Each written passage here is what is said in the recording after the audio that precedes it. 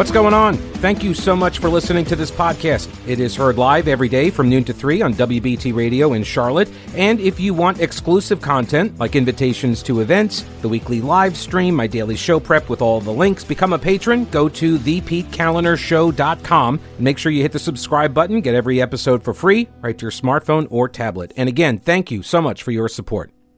So the other day, the Mecklenburg County commissioners invited a bunch of the officials from the local judicial system to come talk about the impact of Irina's law signed into a bill that was signed into law by the Democrat governor, Josh Stein. I mean, he waited the full 10 days to do so, but he signed it.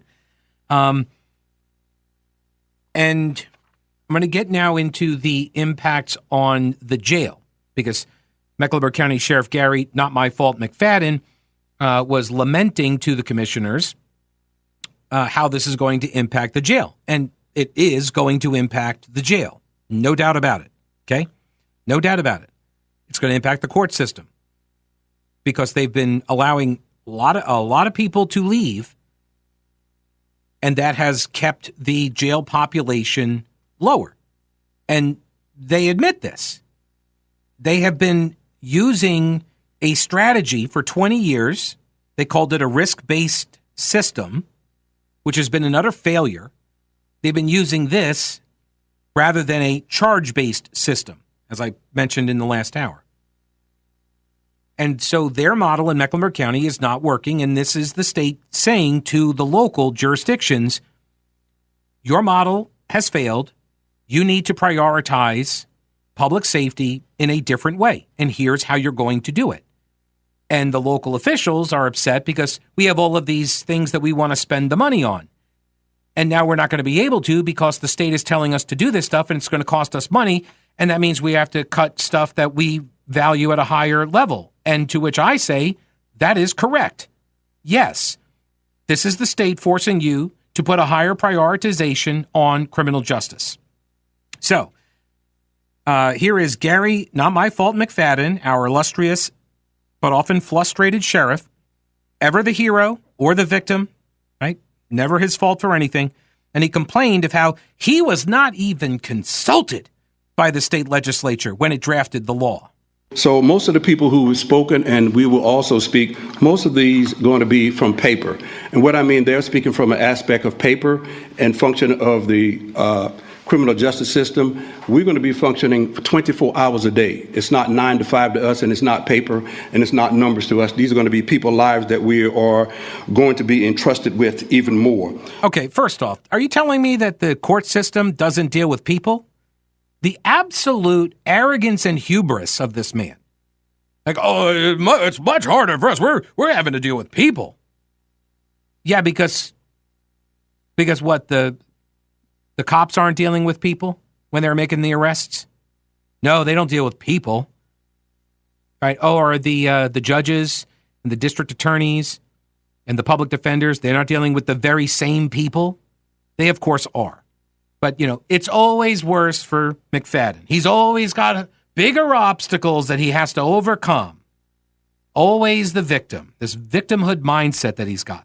The main part is that we're going to be the main corporate of all of this in 307. And of course, it was created because of a stabbing on a on the light rail and the law. We had no input, no input. We're never invited to a meeting to even think about how could this work through our system. So we're just coming on the tail end of it. Yeah, probably because they don't trust you and they don't think you have the same priorities as they do. Right? The lawmakers in Raleigh, they know what your approach is, they know what your priorities are, and they don't agree with you. So there isn't any reason to include you in any of this. That's just a guess. I don't know that to be true, but if I had to guess, that would be why. So the current state of the detention center is those numbers going to change. Each time you see 1560, now it is 1580.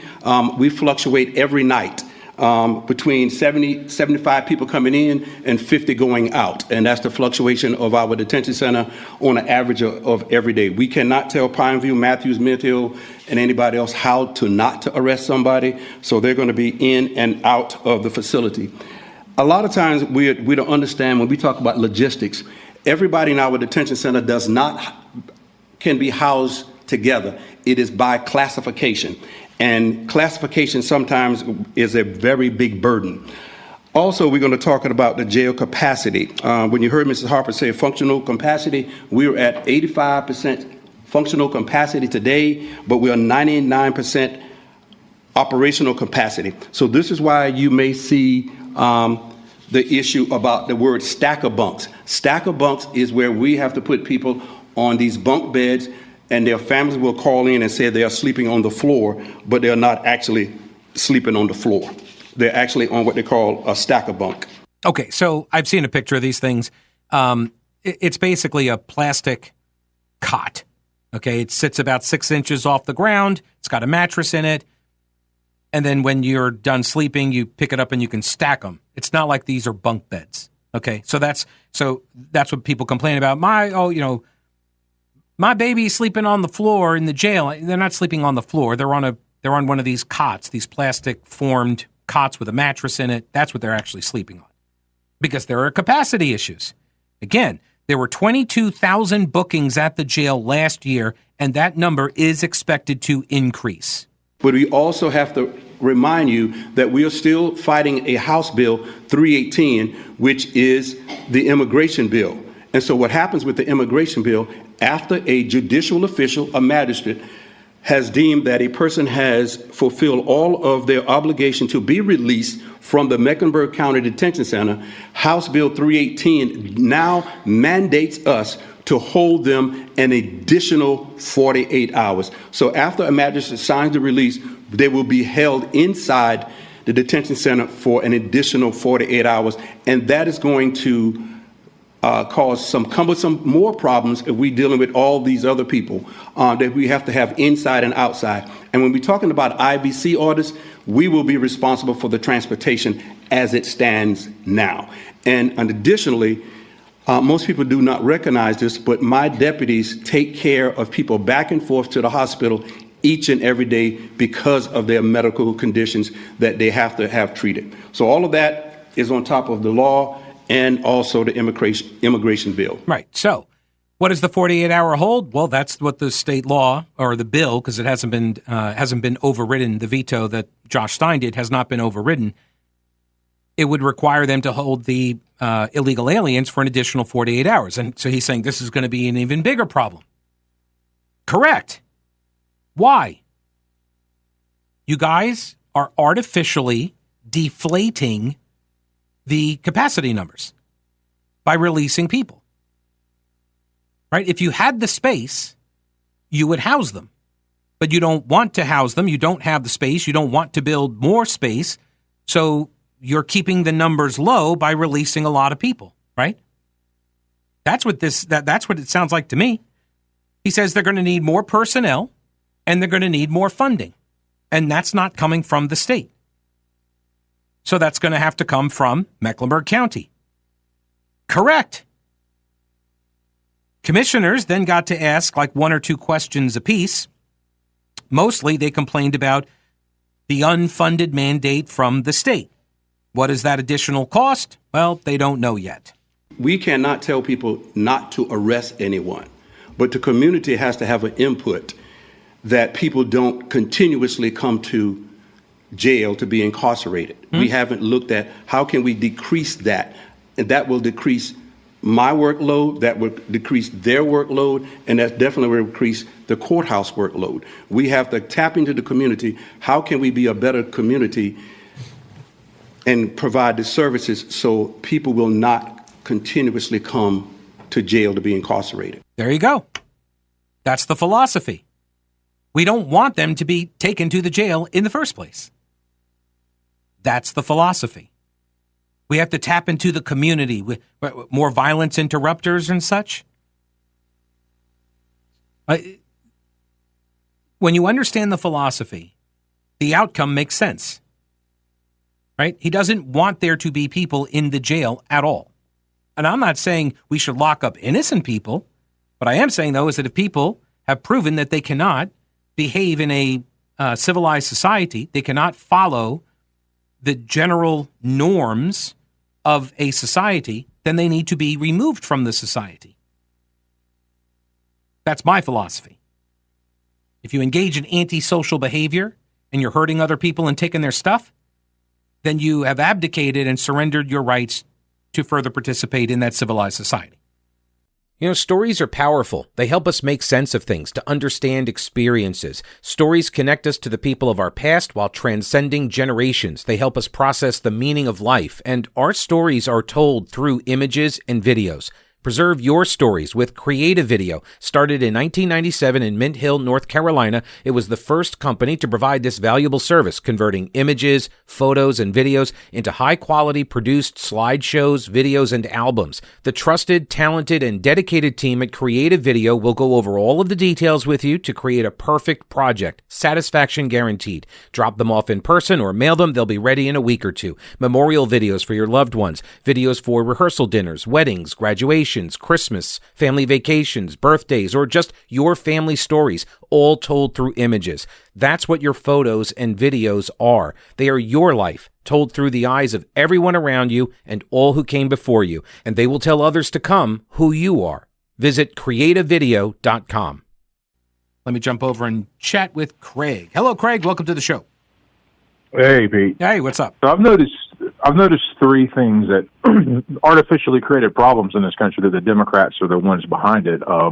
One is the expansion of fission-based nuclear power, fuel refineries, and building new prisons. They seem to always behave that prisons are fixed, that there's a fixed number of cells, and if we need more, we can't build more. We could alleviate all this overcrowding problem if we were to just build more prisons. And it's a supply and demand. If we have more criminals, we need more prisons. Right. One would think that's obvious. And I'm reminded of an axiom that I heard recently where how much time could be saved if we didn't have to deal with every single argument, beginning with Democrats pretending not to understand the issue.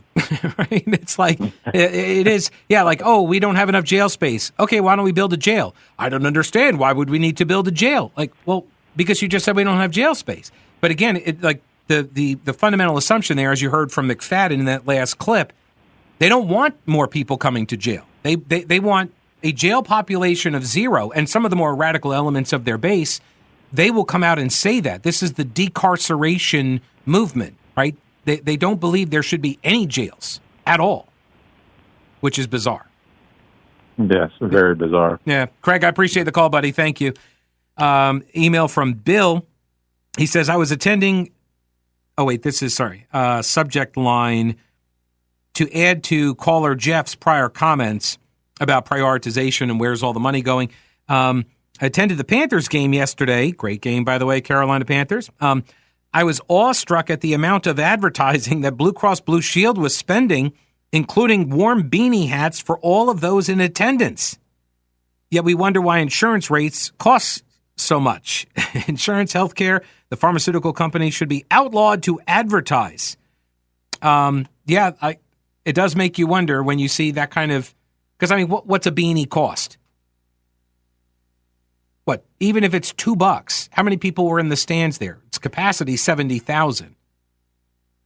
Like, that adds up, you know? Not that I think there were 70,000 people there. There may have been. Was it sold out? I don't even know. All right. I got time for this clip. Let me do this. This is Not My Fault McFadden, our sheriff, lamenting that there is no additional funding provided in the law. If you go back to the 48-hour hold rule for the House Bill 318 for ICE to hold a presumably undocumented immigrant for an additional 48 hours at the cost to the Mecklenburg taxpayers at $398 per hold, that cost is on you now. So we're not looking to get a cost. When you're talking about numbers, when this law was only mentioned, our population went up 118 at just the mention of it, went up 118, and it was the highest that it has ever been, as me being sheriff, at 1609.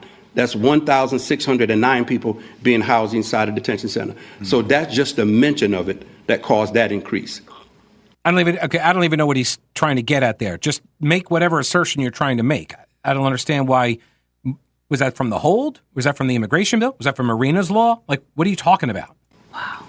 Commissioner Meyer. Oh my gosh. I'm coming. Laura Meyer. Thank you very much. That was my big question, was it being an unfunded mandate. I just really want the public to understand, and I just want this to be honed in on, that we're being forced to do all this without money from the state, correct? Right. Correct. Yes. Okay, and so I'm assuming that in our as the budget cycle starts, this is going to be something that we're going to be seeing. We're going to be seeing your request rise a little bit, correct? Correct. Okay, I just want to make. I want to mind you, of course, today we're discussing this House bill legislation and the fiscal impacts. You're kind of shifting to the fiscal discussion, but be mindful that you're going to have other competing needs as well. Yes. To support your priorities also. So I just want to manage your expectations and be mindful that as you provide feedback and direction and guidance, that this is just one piece of the larger pie as well. Yes. Again, this is the state legislature telling you you have not adequately prioritized this element of your responsibility, public safety. Right? You have put other things above this on a prioritization scale. And that means, yes, you're going to have to make some cuts to these other priorities. Or, here's my prediction, they're going to blame the state and they're going to raise everyone's taxes. And they're going to say, not our fault, vote out the Republicans in Raleigh. And I say this because that's what every single local government body that's controlled by Democrats have done over the last 14 years. When they fail to prioritize the number one priority that they're supposed to be funding, and they fail to prioritize it, they then blame the Republicans in Raleigh for why they have to raise your taxes to fund the things that they're actually supposed to be doing. Here's a great idea. How about making an escape to a really special and secluded getaway in Western North Carolina, just a quick drive up the mountain? And Cabins of Asheville is your connection. Whether you're celebrating an anniversary, a honeymoon, maybe you want to plan a memorable proposal, or get family and friends together for a big old reunion, Cabins of Asheville has the ideal spot for you, where you can reconnect with your loved ones and the things that truly matter. Nestled within the breathtaking 14,000 acres of the Pisgah National Forest, their cabins offer a serene escape in the heart of the Blue Ridge Mountains. Centrally located between Asheville and the entrance of the Great Smoky Mountain National Park, it's the perfect balance of seclusion and proximity to all the local attractions, with hot tubs, fireplaces, air conditioning, smart TVs, Wi-Fi, grills, outdoor tables, and your own private covered porch. Choose from 13 cabins, 6 cottages, 2 villas, and a great lodge with 11 king-size bedrooms. Cabins of Asheville has the ideal spot for you for any occasion. And they have pet-friendly accommodations. Call or text 828-367-7068, or check out all there is to offer at cabinsofasheville.com and make memories that'll last a lifetime. I would like to welcome back to the program now Don Brown. He is running for U.S. Senate here in North Carolina in the Republican primary. He's a former Navy JAG officer, special assistant U.S. attorney. Also, when he's not doing all of the lawyer stuff, a national best-selling author to boot. Hey, Don, how are you? Pete, thanks for that. I'm doing well. You're too kind. As a matter of fact, I'm standing in the long line of the Board of Elections in Raleigh and stepped out of the line just to talk to you because you're that special. Even if I got to go back to the end of the line, it's good to be with you today. Why would you do that? Oh, my gosh. We could have booked this at a different time, Don. We love BT. I've been a BT fan all my life when I used to listen to the Tar Heels 100 years ago with Woody Durham. So I love you too, Pete. So well, I appreciate we're not going to miss this opportunity. You bet. So a lot of people don't know that you're running for U.S. Senate, but in order to run for that federal office, everybody's got to go to Raleigh to file. That's right. Yeah. That's so right. We've got the federal officers, in other words, congressional candidates, the judicial candidates are here. I see Judge McPhee here and some others, and North Carolina legislature, I believe, is here too. So we've got quite a long line here on the very first day, but we just wanted to get it out of the way and continue to move on after this. So we just came on up, and here we are. Yeah.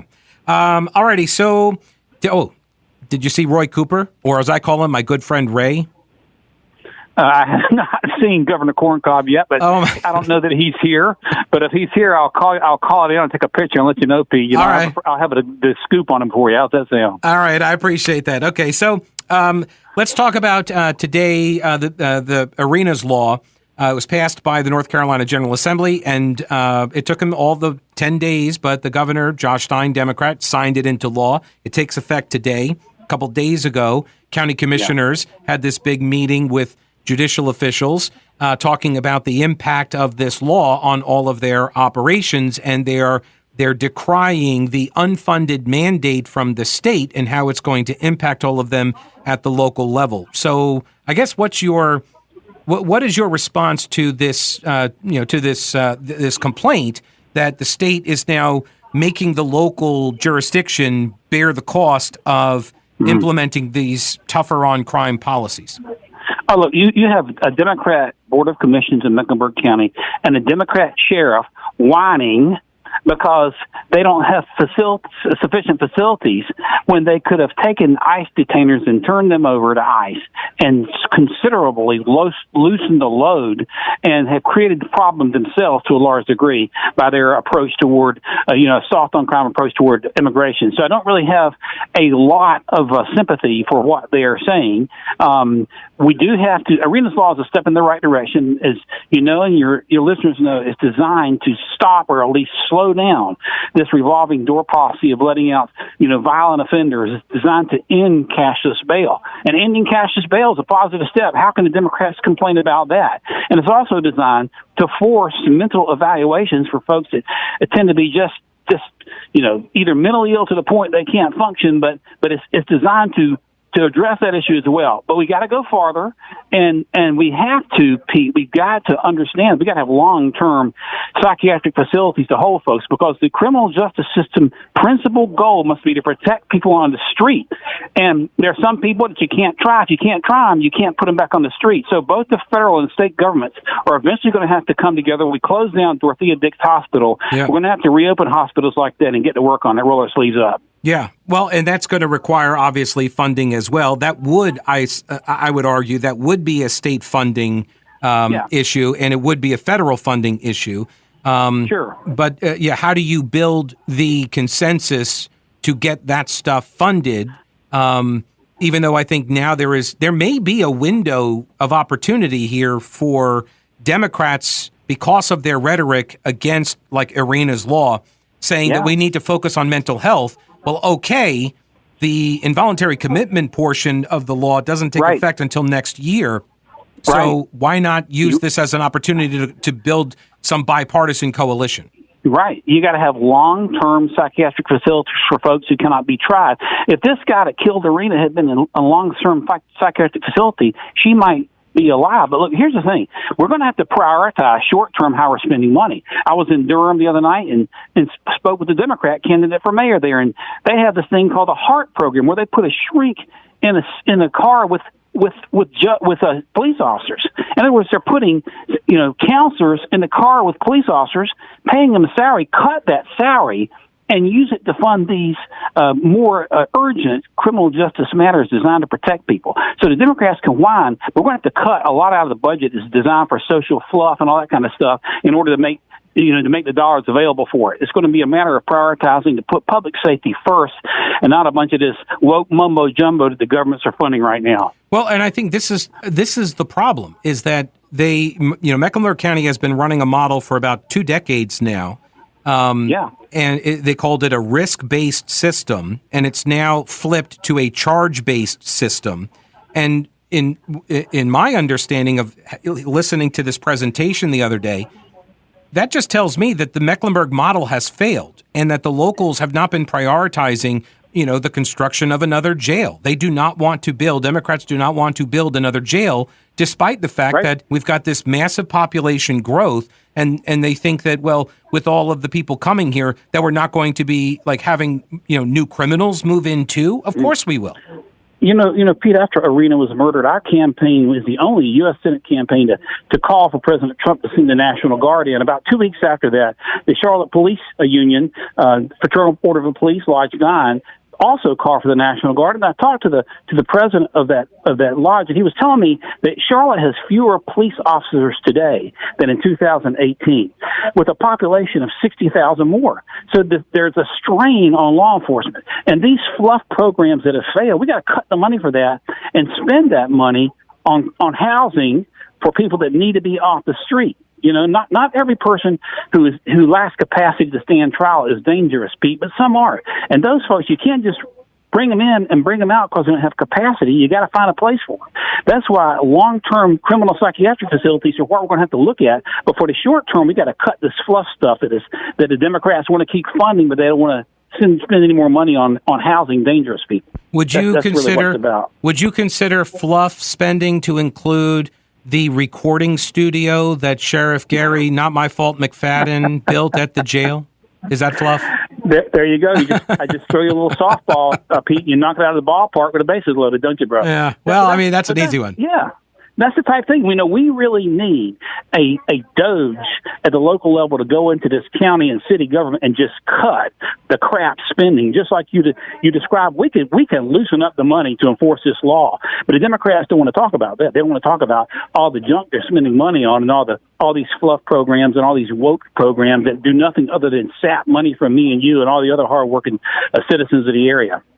Don Brown, he is a candidate for U.S. Senate here in North Carolina in the Republican primary. And Don, thanks so much for your time. I feel terrible that you got out of line. So go get back in line and go file to run, sir. We'll do it, Pete. My best to all my friends at BT. Talk to you soon. All right, man. See you. Thanks, all right. That's Don Brown. By the way, you can get more information on Don at his website, donbrown4nc, and that's spelled out FOR, donbrown4nc.com. All right, if you're listening to this show, you know I try to keep up with all sorts of current events, and I know you do too, and you've probably heard me say, get your news from multiple sources. Why?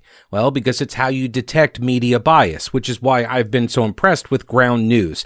It's an app, and it's a website, and it combines news from around the world in one place so you can compare coverage and verify information. You can check it out at check.ground.news/Pete. I put the link in the podcast description too. I started using Ground News a few months ago and more recently chose to work with them as an affiliate because it lets me see clearly how stories get covered and by whom. The blind spot feature shows you which stories get ignored by the left and the right. See for yourself. Check.ground.news/Pete. Subscribe through that link and you'll get 15% off any subscription. I use the Vantage plan to get unlimited access to every feature. Your subscription then not only helps my podcast, but it also supports Ground News as they make the media landscape more transparent. From a Twitter message, Russ says, Sheriff Gary, not my fault, McFadden makes it sound like 118 folks suddenly decided to get arrested when they heard about the law, rather than framing it as 118 people who would have been released who probably shouldn't be. Also, I am so weary of government neglecting core responsibilities for shiny new things and feel-good stuff and then squeezing us for more taxes to cover the basics.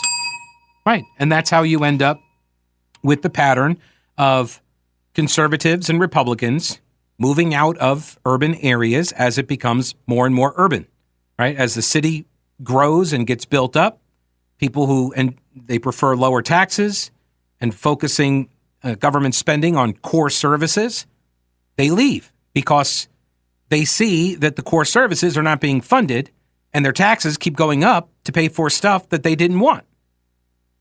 And then you have people who move in because they want to take advantage of all of the government services that are being paid for via tax dollars off of the businesses that conservatives built. It's a cycle. But let me talk about the budget real quick because County Commissioner Lee Altman, she said, she mentioned state funding of the criminal justice system. I don't know where she got this data point from. You're going to hear her mention it. But she talks about state funding of criminal justice in order to pivot to more mental health funding. Our first duty, the state, the federal government, local government, is public safety. That is our first obligation. And yet, I was just confirming the statistic. My understanding is the state of North Carolina has allocated a paltry 2.8% of the state budget to the criminal justice system. And, Sheriff McFadden said, how do we decrease workload? How do we prevent people from continuously coming to the jail? And we know that a huge part of the jail population does have mental health issues. And so this is really something that we need to think about on a bipartisan basis. We want to be safe, all of us. And we need to do that by having the resources to prevent tragedy. Okay, so I don't know what she's talking about, 2.8% for the criminal justice system. The criminal justice system actually makes a lot of money. It does. It makes a lot of money with fines and court costs and all of that stuff. But you want to increase funding for criminal justice? Sure. But let's look at the numbers.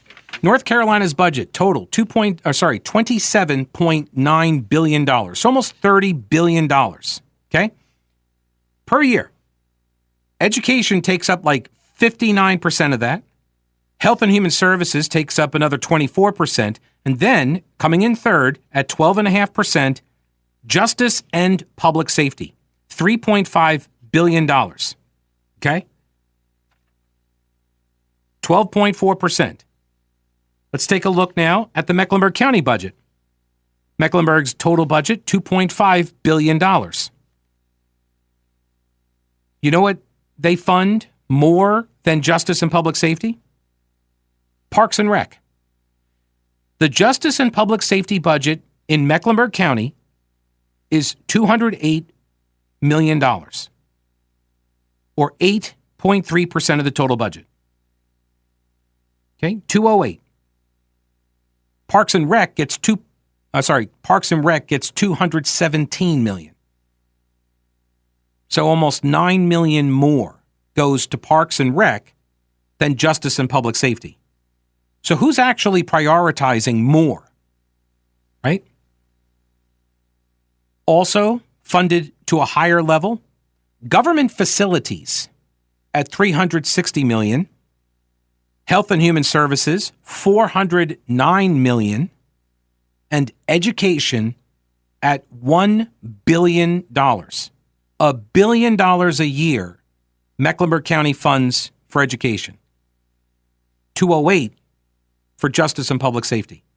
And what did she just say at the beginning of that clip? Let me re-rack it. We'll take a listen. What is it again? Our first duty, the state, the federal government, local government, is public safety. Your first duty is public safety. But your number one priority is education. Number two, Health and Human Services. Number three, government facilities. Number four, Parks and Rec. And number five, public safety. Which is weird if that's your number one duty. Now, I'm not advocating we spend $1 billion on justice and public safety. That's probably not necessary. But to make the argument somehow that the state is the reason why you have the public safety system that you have in Mecklenburg County, that's not true. It's just not true. Once again, local governments are administrative units of the state. And what the state is telling you here is that your priorities are not currently and have not been in line with what the state legislature is prioritizing. The state lawmakers want the locals to increase the prioritization of public safety because you have obviously proven that you don't want to. That's why you haven't built another jail. You don't want to, right? That's it. If you wanted to build another jail, you would have built another jail by now. But you don't want to build another jail, hence you haven't. In fact, you closed one, Jail North, right? You don't want these facilities because your incentives in the Democrat primaries and to win the general races in Mecklenburg County as a Democrat is to appease this not small part of your base that does not want any incarceration. All right, that'll do it for this episode. Thank you so much for listening. I could not do the show without your support and the support of the businesses that advertise on the podcast. So if you'd like, please support them too and tell them you heard it here. You can also become a patron at my Patreon page or go to thepetecalinershow.com. Again, thank you so much for listening, and don't break anything while I'm gone.